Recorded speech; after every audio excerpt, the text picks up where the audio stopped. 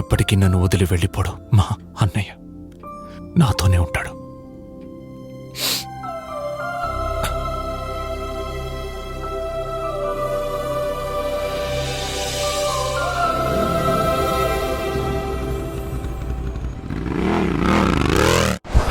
వదినా,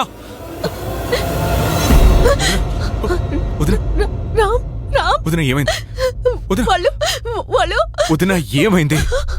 రితు రితు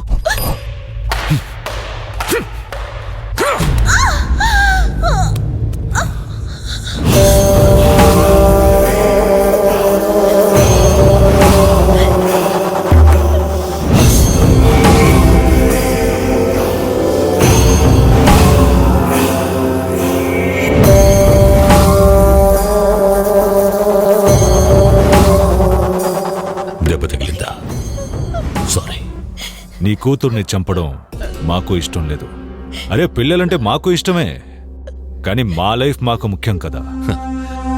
అది తండ్రి లేని బిడ్డ, ప్లీజ్ వదిలేయండి. తండ్రి ఎందుకు లేడు? అది అర్థం చేసుకోవాల్సిన వాడు రామ్. ఇప్పుడు తండ్రి లేని కూతురు మేము చెప్పింది వినకపోతే నువ్వు కూతురు లేని తల్లివవుతావు. చెప్పండి, ఏం చెయ్యాలి? గుడ్, నువ్వు తెలివైన దానివి. నీ హస్బెండ్ లా కాదు. ఇంకో గంటలో మా మనుషులు కారుతో మీ ఇంటికి వస్తారు. నీ మరిది తన దగ్గర ఉన్న సాక్ష్యాలతో సైలెంట్ గా కారులోకి ఎక్కాలి. నీ భర్త సూసైడ్ చేసుకుని చచ్చాడు.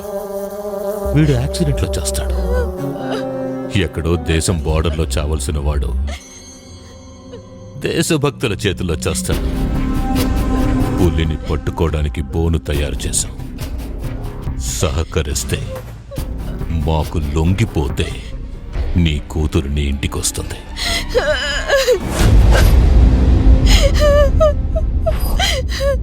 రితుకేమీ కాదు.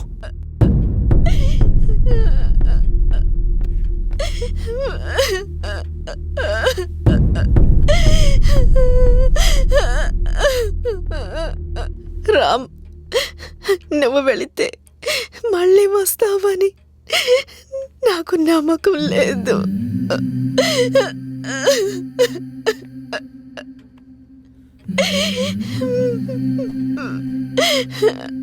బయటికి వెళ్ళిన వాడు తిరిగి వస్తాడో లేదో ఎవరు చెప్పగలరు వదినా? అందులోనూ ఒక సైనికుడు యుద్ధానికి వెళ్తే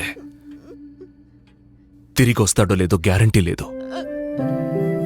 ఉదయం లేచినవాడు రాత్రిని చూస్తాడో లేదో తెలియదు. రాత్రి పడుకున్నవాడు ఉదయం లేస్తాడో లేదో కూడా తెలియదు. కానీ సైనికుడు ఎన్నడూ చావును తలుచుకుని భయపడడు. ఈ దేశంలోని ప్రతి కుటుంబం ఎటువంటి ఇబ్బంది లేకుండా సంతోషంగా ఉండాలని కోరుకుంటాను నేను. అలాంటిది నేను మన కుటుంబం కోసం ప్రాణాలు ఇవ్వనవుతున్నా. ప్రతి సైనికుడు తన గుండెని చేతిలో పట్టుకుని యుద్ధంలో గెలవడానికి ప్రయత్నిస్తాడు. మాలోంచి చిందే ఒక్కొక్క రక్త బొట్టు ప్రజల సంతోషం కోసమే. మేము ఎక్కడున్నా, ఎలా ఉన్నా మీరు సంతోషంగా ఉంటే చాలు అనుకుంటాం వదినా.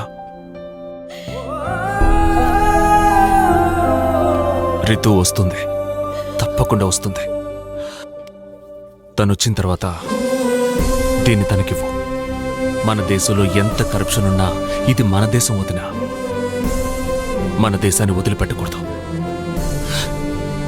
తను కూడా పెద్దదైన తర్వాత మన దేశం కోసం ఏదైనా చెయ్యాలి.